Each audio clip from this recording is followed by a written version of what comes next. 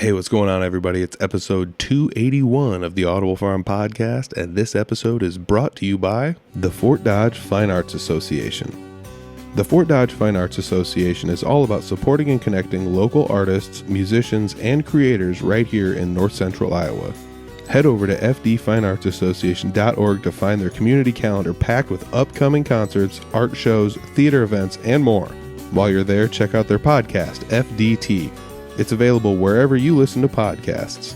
That's the Fort Dodge Fine Arts Association, celebrating creativity and community in the Fort Dodge area. This week, I'm sitting down with Joe Alton. He is the host of the Guitar Department with Joe Alton.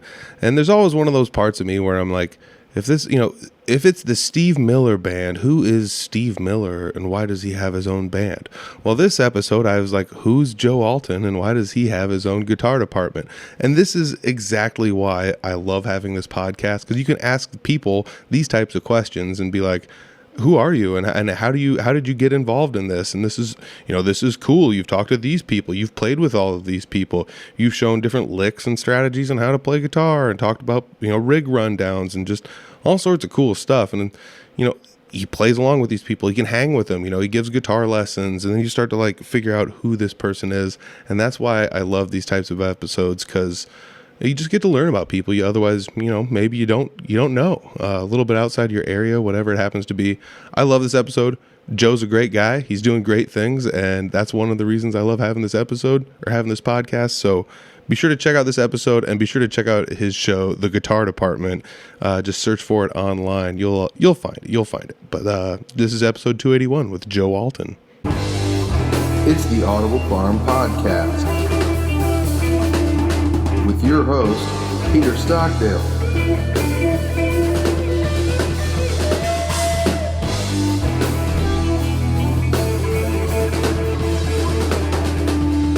I am sitting down today with Joe Alton. Joe, I organically found your stuff a few weeks ago. Started cruising through some of the older episodes, and you're the host of the Guitar Department. That I am, yes. That's awesome. Going on 5 years, a little over 5 years now, in fact. A little over 5 years. Is that 5 years straight? Did you ever take a break or? Not for more than a month or so. And actually, so I've been taking Januaries off. We've been doing 2 shows a month for most of that time. We take Januaries off usually, and then last year, not 25, but in 24, they had sort of an imposed break of about 4 months due to some corporate thing at MediaCom. It was I don't think it was budgeting or anything, but they kept telling me, oh, it's not us, it's the people above us. It was beyond my reach, whoever was causing it. So okay. And it had nothing to do with me, as far as I understand, either, or the show. It was just, we're not making things right now. So all right. So we'll kick into that a little bit here, because I do have a lot of questions. But how did you start playing guitar? What was the first inspiration? Did you play something else first, trumpet or something like that, or? Yeah. So it starts before all of this, I suppose. But I really started playing guitar in junior high. My friend and I were going to start a band. I was going to be the bass player, and I figured if I could play guitar, then I could play bass too, which is not entirely true, by the way. It seems more true than it is, but yeah. But anyway, the long story short, I got a job at Dolls, the grocery store, sacking groceries. They paid weekly, and so I took my first paycheck and I went out and I bought a guitar. Nice. With an amp. And sort of didn't look back. I had played saxophone in junior high, in that same era, but I just didn't really enjoy it. I was riding the bus to and from school, and you have to carry a saxophone and your bag, and then go practice, and I just didn't really want to. So and then if you're not practicing your saxophone, you get the parts that the people who don't practice deserve. Yeah. The third or fourth chair where you're playing one note to a rhythm, and so it wasn't really musically stimulating for me. 100%. I never thought about the size of the instrument being baggage. I guess maybe when I was in high school and I played trumpet, I thought about it a little bit, but I never practiced, so I just left my trumpet at school. I never had to haul it back and forth. I just left it there. So, but like I imagine, somebody playing a trombone or something. Those things, it's big and bulky. You got to drag that thing around. Inconvenient. Yeah, it really is. And guitars are not better in that regard, but they do. You don't really take it to and from school. I wasn't in jazz band. I didn't pursue guitar through school at all until college. Did they have that option when you were in high school to play some guitar? Yeah, it was sort of complicated to get there, but if I had stayed in band, because I quit band after junior high, if I had stayed in band, I would have been in marching band. And if you're in marching band, you can also be in jazz band. Okay. And if you're in jazz band, you can play guitar if you're good enough. So there's a sort of a long road from where I was playing like Nirvana and all these other things in my basement to actually being in jazz band. It seemed cool watching the guys who did it. But I wanted to play football, and you couldn't at the time do football and marching band. Mm-hmm. And if you weren't in marching band, you couldn't do jazz band. So it was a non-starter. Yeah. I remember when I was in high school, I did the same thing, football and band. And like, the way that the schedules all worked out, I went to 2 of like the 7, performances they had. It just wouldn't work out because it's always at football games, So, I just never got to really go do too much with the marching band. But marching band was kind of cool, though. I don't know. Yeah, I'm marching band is definitely not for me. But I don't want to sit here and rail against it because it does. A lot of people really love marching band, and it does great things for them and for the community aspect of it. A lot of people I know sort of found their people in marching band. So I don't have anything bad to say about marching band. I just really didn't want to be a part of it. And I did want to play football, but I'm 5'6", so that wasn't a good idea either. At some point I was looking around, I'm like, I should not be on this field with these giants. That's wild. And so, I mean, kudos to you for framing the episode of you and Matt Woods well then, because I would have not imagined you were 5'6", because Matt Woods is like, what, 5'27", Yeah, he's like 6'5" or 6'6". Deceptively taller than I thought he would be, but it's wild. Him, Bob Pace. Bob Pace is like 6'4", or something like that. Yep. And then there's a local guitarist named Dave Yazel, he's also like 6'4", or 6'5", and when they come in, it's just they're enormous. and I'm short. 5'6" is pretty short, so most people are tall to me, but it's a bit beyond with them. Yeah, that's pretty wild. All right, so like, what was your first instrument? I mean, you were talking about playing Nirvana and stuff like that. Was like punk rock and kind of that I would say grunge type stuff, more towards what you were going for when you first started? Yeah, it was definitely. I'm a '90s kid, so it was pop punk. The Green Day was a big influence, and then Nirvana, of course. And I think that's a great place to start anyway, because you just learn power chords and you learn rhythm. But I remember watching Green Day on a TV show back in the '90s, and they were playing the song from one of their albums, and he's just the way Billy Joe from Green Day plays. He's just holding his guitar, and he is just from his shoulder. From the shoulder. It is. It's so intense.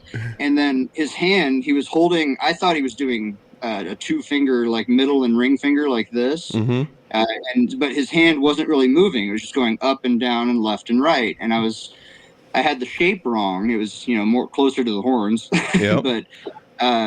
But once I figured out what he was actually doing, and then the fact that he wasn't being careful with his right hand, he's headbanging and he's singing as loud as he can. He's not watching his hands. Yep. So you learn to shape the power chord and then mute everything else so that you can just strum away. Yep. And then it's just down to learning songs. And the '90s were great about, like, this is a big hit, but it's also easy to play. Oh, yeah. And then they got more difficult. You go through, Smashing Pumpkins and Pearl Jam and I feel like these other bands. I feel like that happened a lot on like MTV. There was like a lot of stuff in like the late '80s into the '90s of like, these songs are all awesome and they're really not super hard to play. Yeah, I feel like there was a cultural shift from the hair metal era, where everybody was sort of trying to keep up with Eddie Van Halen, and this guitar technique had taken off. These guys were phenomenal guitar players. And they had all the tricks, and a lot of them would use all of those tricks in every solo. Yep. But then the drums were usually just straight timekeepers, Yep. and then the bass was usually just carrying root notes, dun dun dun dun dun dun dun dun. Yep. And then the singer was singing about girls and partying. Yeah. That was basically all it You know what I was. mean? Yeah. And then they all have like one sentimental song. You know what I mean? Home Sweet Home, or Yep. Give Me Something to Believe in, something like this. But Oh yeah. there Monster were very- ballads. exactly. But then the 90s sort of shifted that. The guitar players weren't that skilled. Kurt Cobain wasn't a great guitar player. Neither is Billy Joe. And, you know, a lot of these guys weren't guitar heroes in the 80s sense of the word. Mm-hmm. But they were singer-songwriters, and their songs had more depth. Or at least they appeared to have more depth. I mean, maybe at 12 to 15 years old, I was misreading the depth of some of these songs, but True. but it was about more than just girls and partying, and so it resonated a little more with me, and it was more accessible. You could play it, you know. It wasn't. You didn't have to learn these Motley Crue riffs and these solos and everything. So yeah, you didn't have to do sweep picking and tapping to be able to play every part of a whole song. Yeah. Yeah. You know, yeah, I feel like that's the way the cultural shift with music. It's like when something new comes in, it's like, well, this is cool. And then people all put their spin on it. And you're like, well, I've seen everything you can do with this now, and I'm kind of bored with it. Show me something else. And then something new comes along. You know, Yeah. I don't know, for better or for worse. Like I was always a big fan of like the uber technical guitar playing, but like the amount of time you have to put into playing guitar to be that skilled to be able to pull that off. It's like, is the juice really worth the squeeze? You know, I don't know. It kind of, it depends on who you are and what you want to get out of it, I guess. But, well, and then it was also in the 80s, it was also the look, the hair, the clothes, everything was like you couldn't go to Kmart at the time and buy the type of spandex that David Lee Roth had on. yeah, At least not, you know, in the men's department anyway. that's true. But it was so inaccessible to try to become Motley Crue. You needed makeup, you know, you needed 3 cans of hairspray and leather jeans that were somehow ripped up, and then you had to have the skill set to play the songs. True. Yeah. Kurt Cobain was like, I shop at American Eagle. Yeah. I haven't showered in a week. That's true. Yeah. Not necessarily good either, but it's a change. Well, I love that people always, you know, the thing that's always funny is like the 80s hair metal is just like, boy, like the women attending the show look a lot like the guys on the stage was kind of like the joke everyone always had, you know. But like, you know, the 70s rock stuff was really sort of the same. They're all wearing blouses and stuff, kind of, you know. It was kind of the same deal. Everyone just went into their sister's room, took all her clothes, and then just went on stage and played a show. And it worked out, I guess, for like 20 years. That was like the thing to do. Yeah, and it is sort of unfair to ascribe that to the 80s alone when you look at, say, late Elvis Presley. Okay. Those jumpsuits, or like the type of band sets that the Jimi Hendrix would show up wearing. And, True. you know, it's a far cry from when, you know, 5 years before that, they were all wearing matching suits. That is true. That is true. But I guess, I don't know. Everything kind of has its place. I don't know. It's fun to see a band in suits, though, too. I don't know. Oh, yeah. I don't know. It's all just kind of, I always say, like, with music, if you're doing what you want to do, then I guess you're doing it right because you're doing what you want to do, you know? So when was the first time you started a band? Let me ask you that. Oh, man. So that band that I referenced that I was going to start never materialized. Okay. And then mostly we had a bunch of bands that were just my friends in garages. I think the most successful one, we played a couple of gigs, is what I mean by that, was called Don Finger and the Big Cheese. Okay. And quite a name. Yep. That wasn't my idea, but I liked it. And it was a lot of fun, but we weren't going to make money doing that by any means. And then when I went to college, there wasn't really time for a band. Because you were studying so hard. I was playing classical, and the program at SWIC is so intense that you had to take a music theory class, you had to play jazz keyboard, you had to take classical piano lessons, classical voice lessons. Oh, wow. I sang in an a cappella group, and then I was in jazz combo for guitar and played classical guitar at the same time. So it was like immersion Yeah. into music as a whole. It's like moving to Mexico just to learn Spanish. That's wild. And it was crazy, man. And a lot of great musicians came out of that era. So what made you decide to go to Southwest Iowa Community College? Yeah, so I was looking for a way to major in guitar, so to speak. And my teacher at the time, one of my private teachers, I had two, but one of them was Brian Taz Grant. Okay. And he had a band called the Taz Band that sort of gave a musical birth to John Locker and James Bean here in Des Moines. Okay. They were both students of Taz's also, as well as a bunch of others. There's a lot of prolific players that came out of his tutelage, but he was teaching at SWIC. Okay.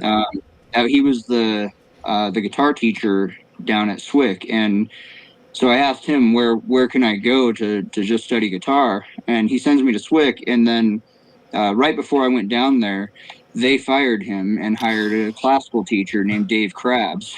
And Dave is amazing also. Dave was a big part of how I ended up where I am too. And he's still one of the best. He has a place in Ankeny called the Ankeny Guitar Studio, I believe, but he's one of the best classical players here in town. Nice. And so, yeah, getting those two, because Taz was very jazz and theory oriented, and then Dave was very technique oriented, and then I was trying to learn how to comp and jazz, and it helped a lot to be able to finger pick and play these jazz keyboard shapes that I was doing on guitar instead. It made it more possible to sort of comprehend all of it at once, as opposed to needing the time to absorb what all these classes were throwing at me. That's cool, because like you got like the 1-2 punch at the same time, where I feel like a lot of people end up getting like, if they get any of it, they'll study one avenue only, and then when they're finally kind of good at it, then it's shift, and then let's study down this avenue, and you have to almost start back at the starting blocks and start over. But you were getting them both at the same time. Yeah, and there's this.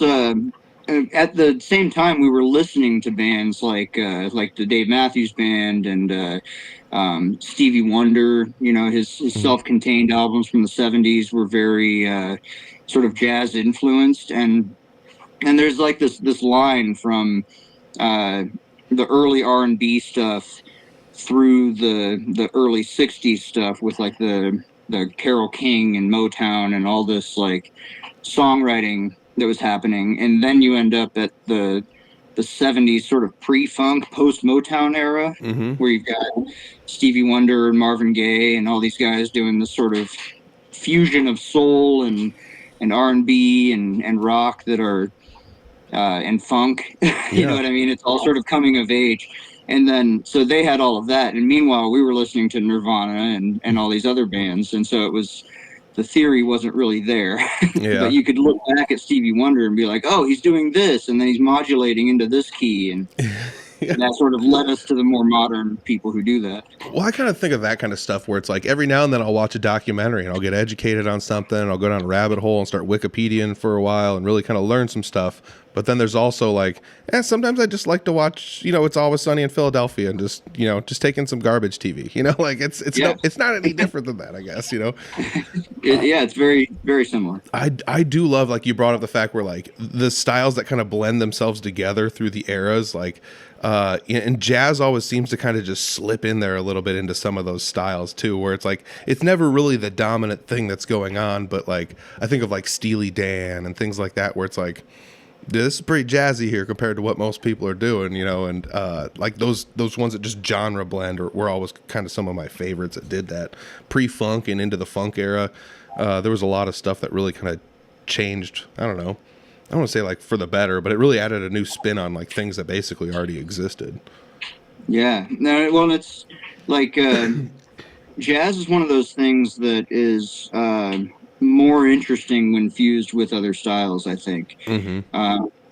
Jazz went through this sort of period where it was very heady and very technical, and you had to really know what you were doing. There were a lot of gatekeepers around. And then when the rock scene started happening, this mid 50s Chuck Berry and Little Richard and all these like sort of rock guys, they're just pounding the same chord over and over. And so you get to a point where, like, if you wanted to play with James Brown, for instance, in the 60s, you didn't have to be able to play jazz to play James Brown. But if you wanted to be the guy that James Brown was going to hire, you needed to be able to play that stuff. You needed to be good enough to do all of that. And that's really jazz's contribution, is that you have to be really well-rounded to play it properly. And if you're really well-rounded, you're a lot more useful. So yeah, I mean, the jazz guys sort of get that influence. I definitely see that. Like with you on the guitar department, one of the things I remember watching through a handful of episodes, I was just like, that was where the comment that you had like pulled out of like my episode was something like, if I had a dream show, it'd be something like this. I'm just not well-rounded enough to put my chops next to somebody else's and make it sound competent every single time. But that's something I noticed with you, is it kind of didn't matter who sat next to you. You could kind of play along with them regardless, because it just seemed like you were well-versed enough in everything. Yeah, I actually get really nervous when one of the guests asks me to play on one of their songs. Like I've had Josh Sinclair on a couple times, and he's more of a country rock guy. And he's really talented. He's a great guitar player and a great songwriter. And but when, he gets to write a song and sort of plan it out and craft it, and then he sits down and he's like, "Hey man, why don't you jam on this with me?" And it's going out on camera. You know what I mean? Yeah. If I screw it up, the last thing I want to do is do something to his song that makes it sound bad. But then the second to last thing I want to do is screw it up, so people are like, "Oh man, Joe can't hang," Yeah. And so, dude, that's the reason I don't do it. If I go up on stage, it's just like, yeah, I can play well enough to entertain 50 people in a bar. I'm not worried about that. I'm worried about like somebody sitting at their house on a Saturday afternoon and pulling the thing up on YouTube and being like, "Oof, nice job, Peter." Like I don't want that. So I'm glad you're out there doing it, because like this is, I feel like there needs to be a show like this that's super fun. I've definitely had a moment like that on the show, a couple moments on like that, where I've played something and I'm like, "Oh, that didn't come out the way I wanted it to." That's jazz. Yeah, exactly. That's jazz. Forever playing jazz. Yeah, no, but it is really fun, and it's really just, it depends on the guest, who you have, how it all goes down. But like with Matt Woods, he came in and I was like, "Do you want to do a song or do you want to jam?" And I was like, "We have time for a couple of songs, or we can do a song and a jam." And he wasn't really feeling it, so he's like, "Let's do a song and then let's do one jam." I'm like, "All right." And so I just made up the chord progression on the spot, some jazz thing that I think it was just a 2-5 actually, just a minor chord to a dominant chord, and then the classical influence is being able to keep that sort of percussive right hand and make it slightly more entertaining. And Matt can do that too, so he sort of matches what I do, and we get to just trade off. But absolutely, so at what point in time do you go from Swick to did you end up like, where does the path lead you to the guitar department? I know you've like worked at Rieman doing guitar lessons, a handful of other things, but what's the avenue to where we're at now? Yeah, so my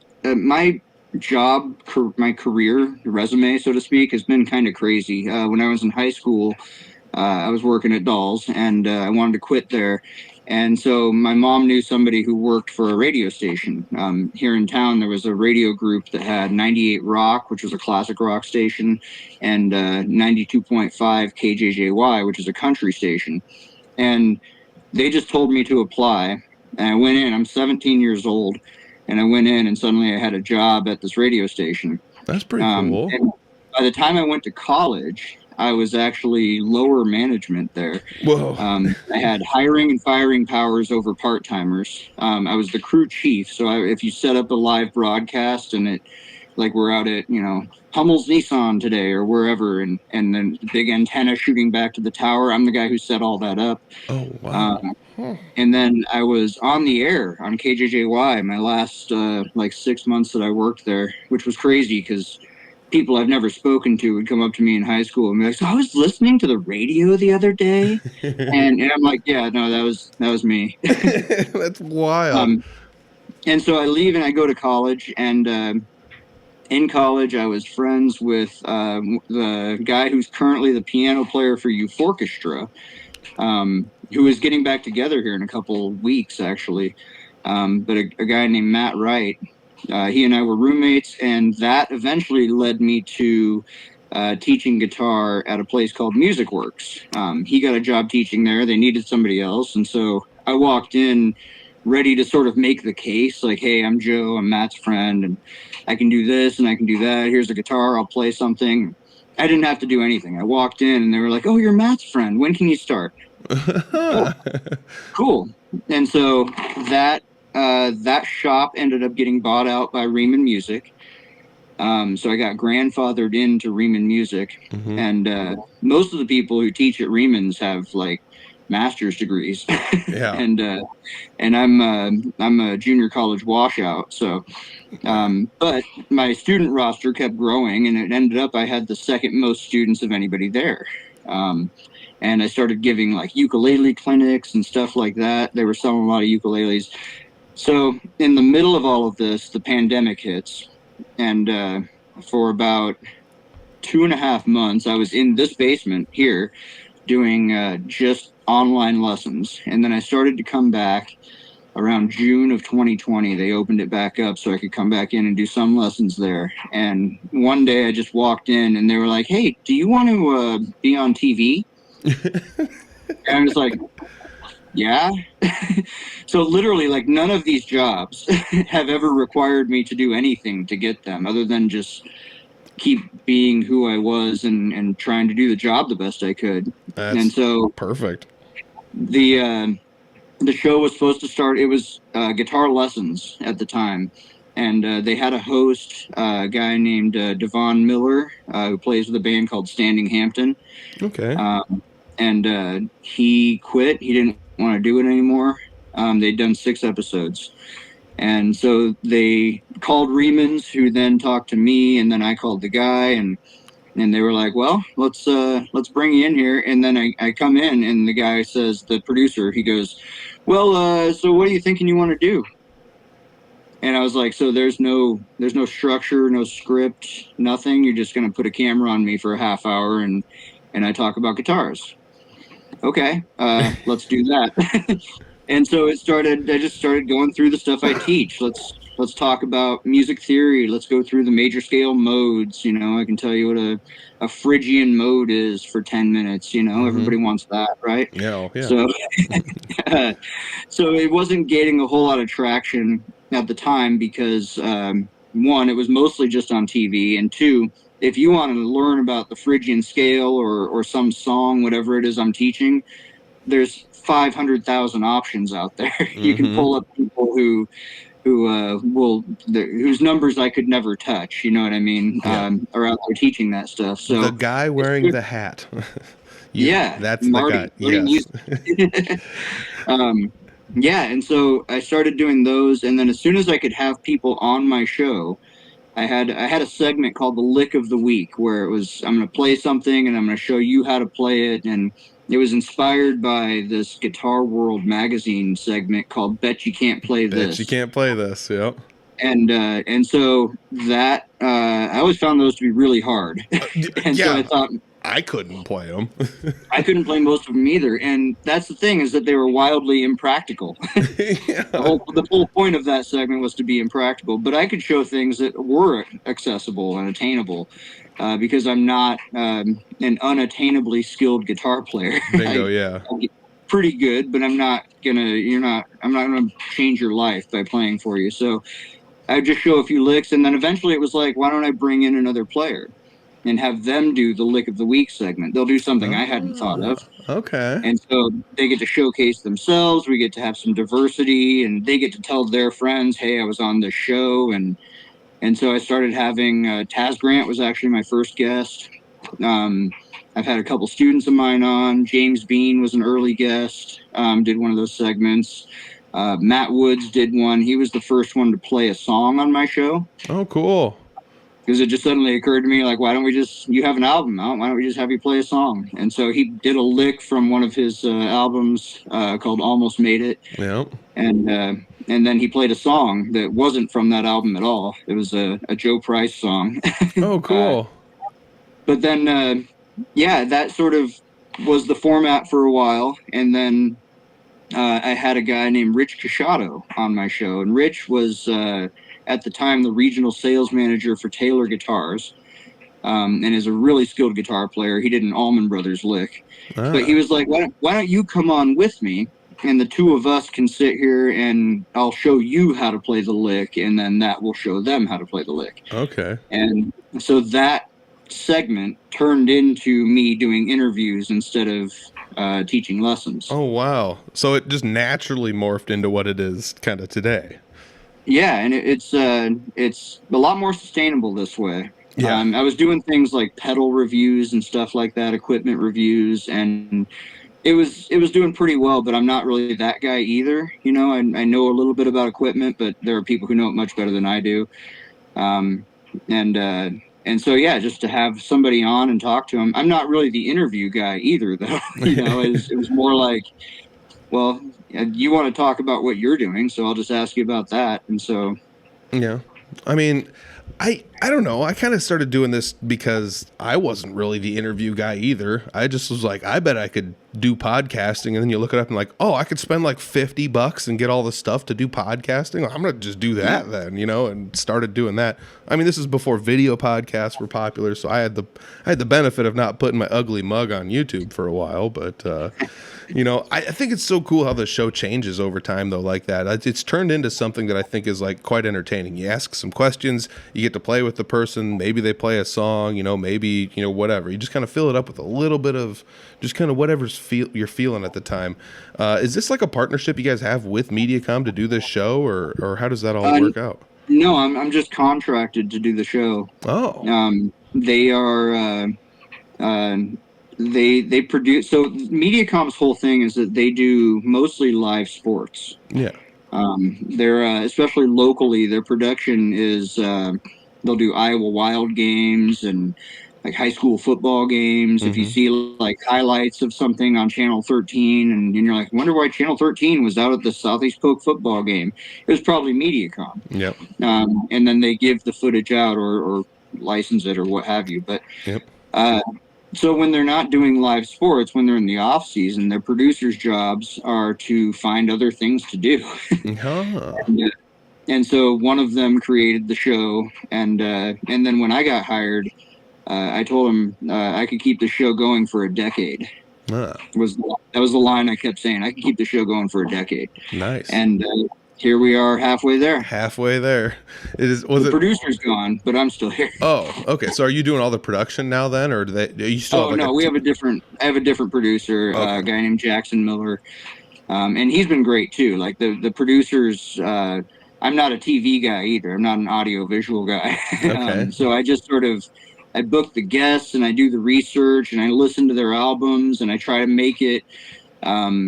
There were a few moments along the way where I was like, one of them was Matt Woods. When he came in for his second segment and we did an interview, I had read, somebody had interviewed him for a magazine in like Austria or something like that. Okay. And I read it, and it was pretty clear that the guy had not listened to anything Matt Woods had done.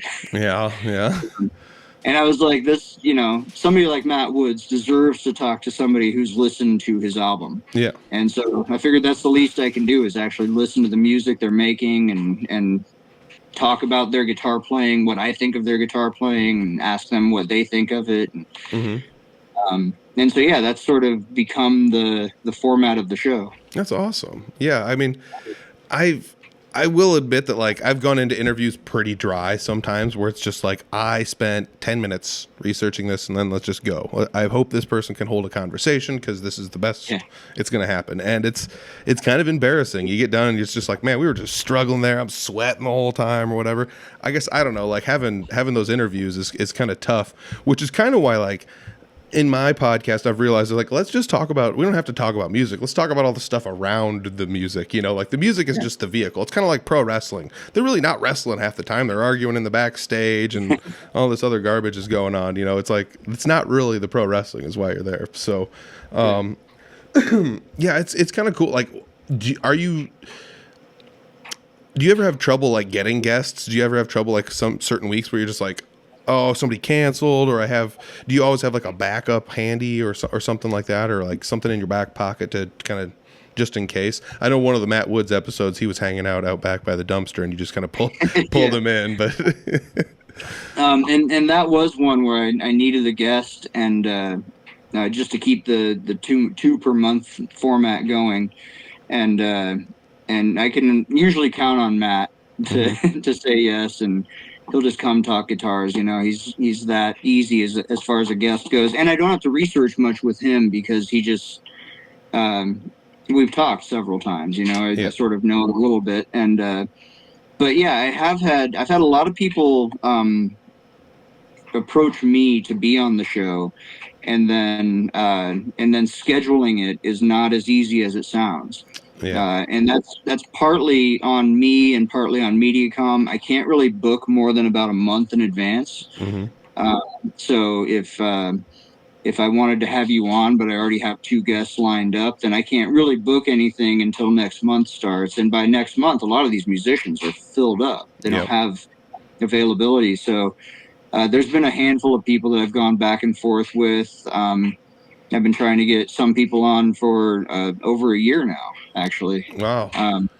And it's still sort of falling through the cracks. So yeah, I mean, that's definitely something too. Like you got a whole team of people that you're working with. It's not just like me. It's like me, like 2 or 3 pieces of gear, a tripod, you know, it's like real simple stuff where like you, it's like, well, we have to have, you know, a producer in here, somebody running the lights, somebody, you know, it's not like you have there's not 50 people behind the camera running everything, but still it's like you have to like work your availabilities out with everybody. It's not just you and the guest and we'll meet up on a whenever's free for you basis. It's a lot more things going on in your land than mine. Yeah. Well, and the big 3 here are that, the guest has to be available. And once I find out if they're available, I'll talk to my producer, because, again, their priority is more live sports. So if they've got a game on like a Tuesday night, that means I probably can't record during that whole Tuesday. Okay. And so that happens quite a bit. And then the third thing is that I have 2 kids. Oh, and yeah. they're not old enough to be left alone at home. So I have to, especially during the summer months, I have to find a babysitter. Or if it's in the evening time, something like this. And so, yeah, those are the big 3, though. If I can mitigate those 3 obstacles, then we can have a show. There you go. All right. Well, speaking of shows, you had mentioned to me earlier before the recording that you have a holiday show coming up. I do, yeah. What date is that? We're starting to film that on Tuesday. All right. What day? What days do you release on? Do you have like a set day we're always going to release on this day or that day, or? Not exactly. So it always airs on TV on Sundays. Okay. If you get Mediacom cable, it'll be on channel 22. Most people don't really get Mediacom cable, especially in the city anymore, which is why they put it on YouTube also. But it airs on TV every Sunday at 10 o'clock, or 10:30, I believe it is. Okay. So that's the official release date, but usually before that, they'll put it on YouTube, hopefully by Friday. If it doesn't get on by Friday, then maybe my producer will stop in and do it on Saturday. But yeah, they put it on YouTube usually the week before it airs, and then I take it and chop it up, and I run both social media sites. There's a Facebook page and an Instagram page. And so I get to part it out and just post interesting clips and link it to the YouTube page and sort of go from there. But yeah, it's been on different YouTube pages though, hasn't it? Like I've looked around and I've found like the show on different places though. Yeah, so my original producer would put it on his personal Facebook page. And then for a while, Mediacom was putting it on their Vimeo page instead of their Facebook page. So there's a handful of episodes that aren't actually on YouTube at all. Oh wow. Yeah, it was sort of a weird era, but now we're basically in the YouTube era, I suppose, of it. Yeah. And then the holiday episode. So last year it came out the week before Christmas. I'd love to get it out sooner and have like all of December to sort of post these clips. But last year we had 17 different artists on 13 different songs. Okay. And it was so unusual the way it worked out. I don't want to talk too much about this year's because we haven't filmed anything yet. Ooh. And until it is on camera, I'm not convinced it's happening at all. So I don't want to announce anybody or anything like that. But last year, so I called Bob Pace, and I said, "Hey, do you want to come be a part of the holiday show?" And he goes, "Yeah, sure." And about a week later, he gets back to me and says, "Hey, there's this local singer-songwriter that I want to bring in. Her name's Allie Crummy. Can I bring her with me?" And I'm like, "Sure, whatever." No idea what they're going to do. And then they came in and did a version of, oh my gosh, I'm going to have to look up what song it was. But Allie was playing guitar and singing, and Bob was playing a mandolin. Oh, okay. Cool. And then it came out that they had never played together before. That was the first time they had ever actually even played together was on camera in my studio. And so there's a lot of unique moments like that. I just talked to Allie a couple days ago at Brian Vanderpool's birthday party, and she said that she's talked to Bob a couple times, and she's hired him to come in. She's a producer at Golden Bear Records now. She's hired him to come in and play, but they haven't played together since either. That's wild. And so there were a couple moments like that. I asked Buckmiller Schwager, the blues group, to come in, and Tom Buckmiller wasn't available, so Brian Schwager called Brian Herron, which shout out to Brian Herron, by the way. He's apparently recovering from a car accident as we speak. But the two of them came in together and did a version of Have Yourself a Merry Little Christmas. I saw that clip. That was awesome. Yeah. Absolutely unique, wasn't it? And everybody sort of brought something like that. We had the Finesse on. Madison and Sean from the Finesse did a Jackson 5 song. Cool. We had 28 Days Later, the band out of Iowa City, like an alt rock band. They came in and did an old soul tune called This Christmas. And then, and so it was 17 or 13 different songs like that. And then I did a classical piece myself, and my daughter and I did Rudolph the Red-Nosed Reindeer. She's very performative and wanted to be on the show. So that's super fun. Yeah, that's super cool. You had mentioned Bob Pace, and it's like when you said he came out with a mandolin, I was just like, yeah, figures. Like, one of the first times I remember seeing Bob Pace was like I was playing a show at a venue in Des Moines. We were on the late show and he was on the early show, and his show was going a little bit late. And by a little bit late, I mean like 4 minutes late. And I remember just like walking in and just being like, okay, this is going on a little bit late. Let's go around the corner and see what this guy's doing. And I think he was like sitting down, like playing a guitar, like upside down and like lap steel, like left-handed basically. And it's like, what the crap is like? This is insane to watch this. And it's like, okay, he can go on as late as he wants. He can do whatever he wants. Yeah. Yeah, Bob he is definitely a unique player, and he's another one of those that just tries things. You can tell he just sits at home with his guitar and experiments. When he came on for his full episode, he was wearing a ring on his right pinky, and he started playing, and he would use it as a slide, like a reverse slide on the wrong side. And so I had him talk about that for a minute. And there were so many things to talk about with Bob that we didn't even get to all of them. He plays in his own tuning, a tuning that he made up. And we didn't even get to talk about that. We ran out of time. That's wild. That's insane. Yeah. You know, and that's, again, this is another one of the things that's super great about, like, I don't view like any of this as like competition to have another show like that's kind of in the same vein as my show somewhere else in Iowa, because you have access to so many different people that, like, honestly, I would like to sit down and talk to them. I just don't I haven't ever reached out to them, or if I reach out to them, they might not know who I am, or like, so you at least have like the regional availability to go talk to these people. And I absolutely love getting these glimpses into people that, I would like to sit down and talk to. The other thing is I just don't have the time to interview 400,000 people a year to talk to all the people I want to talk to. So it's kind of nice to hear somebody else sitting down talking to these people. Yeah, I have been extremely lucky in the sense that because I don't really gig all that much. I'm not out there playing with these guys as one of them. So I've been cold calling these people and cold messaging them, and that's how I got a hold of Matt Woods originally and Josh Sinclair. And it's very, very few people have said no. Almost everybody has said yes right away. And even before I had material to show them, to like send them and be like, here's what the show is and what it looks like. So it's been really cool to have that many people just sort of jumping at the chance to talk about it. And to your other point, I completely agree with you that I think people have this like late night wars sense of what talk show hosts or people with similar types of shows should feel towards each other. And I really just don't see it that way. I don't think most of us do, the people like you and I who have shows like this. I've talked to Diana Weishar about this. She runs the In the Round podcast. There's Mason Fall out of Southeast Iowa, I believe, who runs a show called Music with Mason.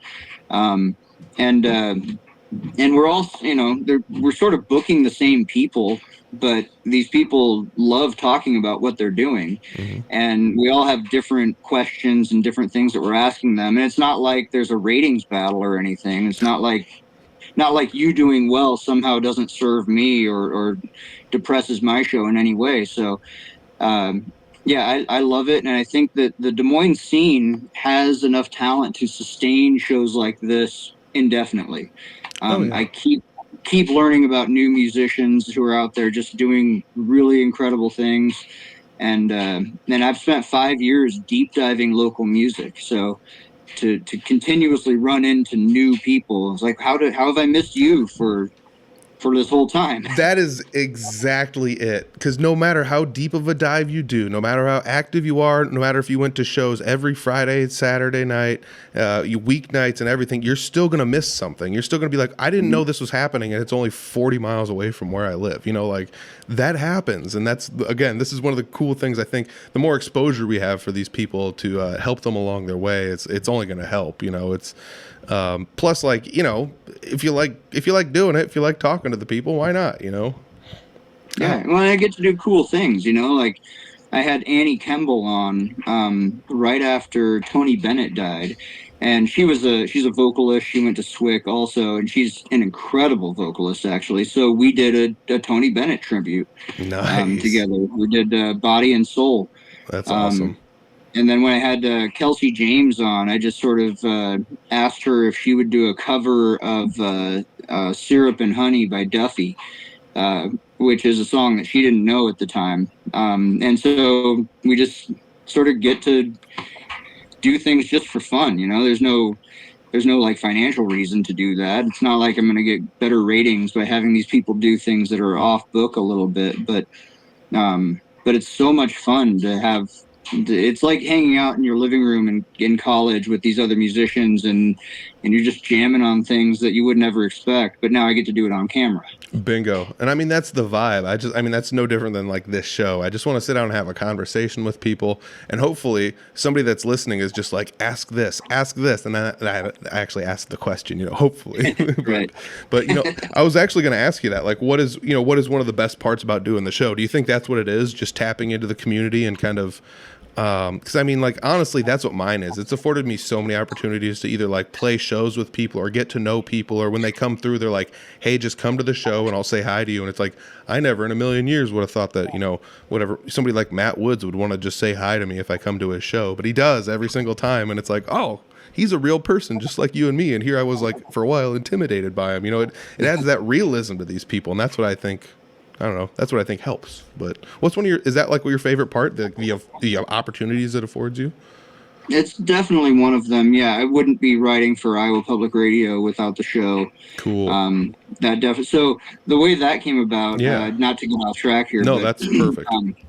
I had I was looking at a guest. I was emailing a guest back and forth, a potential guest, and I referenced earlier that certain people have said no along the way, and so I won't name drop, but they ghosted me. Okay. They ended up because of the whole like, oh, I'm booked for this month. I'll get a hold of you next month. They just stopped responding to my emails, and then I saw that they were on IPR. They were IPR's Artist of the Month the next Okay. month, and deservedly so. This is somebody that is a very good musician and works really hard. So, but they had an interview with Tony Daner from IPR. Cool. Shout yeah. out to Tony, because Tony's actually reached out to me before just to say hi. So Tony's awesome. Tony is awesome. And so I had the brain stroke. Well, I can't get the guest that Tony interviewed. Maybe I'll just call Tony. And so I got a hold of Tony Daner. Everything in his bio says that he plays guitar, and we got to talk about what they were doing with Studio One, with All Access, and some of the other things. And I got to ask him some interesting questions, and then we just jammed a few times, and that sort of put me on IPR's radar a little bit. And so eventually I found an opportunity to do a write-up for them, and I sort of pitched it to them, and they said yes, and I got to review the latest Other Brothers album. Cool. Which was really fun too. I'd had Eli on the show, Eli Clark, who at the time was in The Complete Disaster with Mike Vallely and the Other Brothers. And so we got to talk about, I mean, he's just an interesting character anyway, but we got to talk about all of that and his guitar playing. And so I ended up writing an article about the Other Brothers, and that turned into me being an ongoing contributor to IPR. That's super cool. It's funny how small the scene is. I was playing a show down in Des Moines once, and I have the same exact guitar Eli does in the same exact case, and I almost walked off with his guitar after a show once. Whoops. And he's like, that's not yours. And I was like, yeah, it is. Then I looked down, I'm like, oh, there's two of these. And then like, kudos to him. So yeah, almost ended up with his guitar. But you know, it all worked out. Well, like, what are some of the cool changes you've seen in the music scene the last 5 years? Since you've been doing this show 5 years, I'm sure you've seen some things kind of like come and go. Obviously, venues have come and gone, or bands have come and gone. But like, what are some of the changes that are like most apparent to you?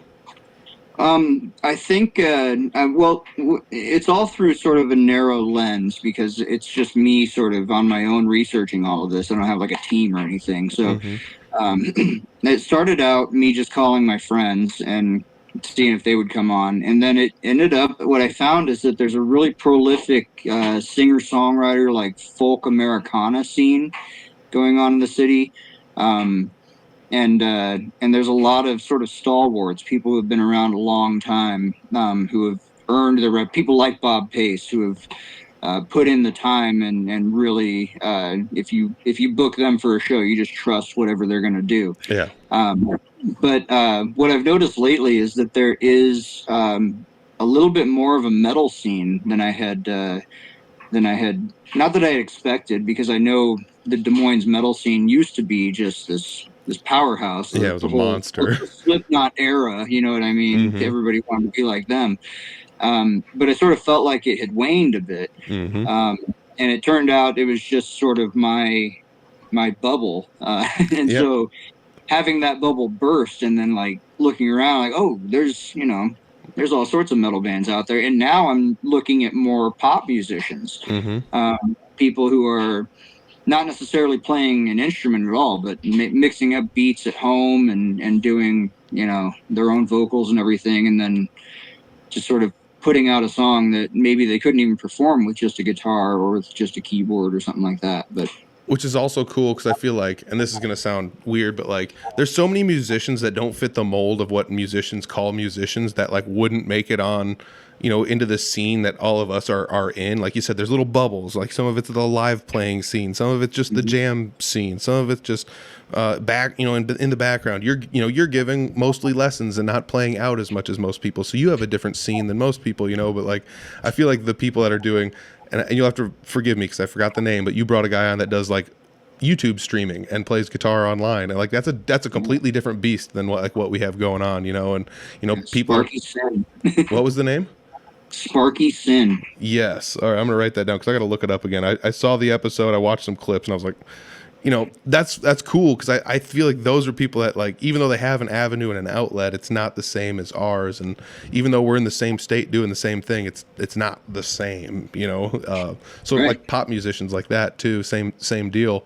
Plus, like, I think what you're saying is just it perfectly leans back into what we were saying before. Like, we all have bubbles, and even if our bubbles overlap a little bit, sometimes it's not a big deal because everyone has like a bubble they can kind of lean into, and I don't know. This is super cool. I mean, you've mentioned so many bands that, and so many people that like I've had some interaction with. Like, one of the things I wrote down was Euphorchestra.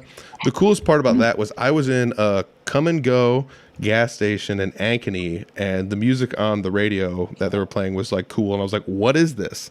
And they were like, "It's my Bluetooth. We're playing Euphorchestra." And I was like, "What the hell is this?" And they told me, and that's when I like looked it up and found out about it. And this has been, years ago, but like that's super cool to like, there's that small tie-in. The scene is so big, yet so small still too.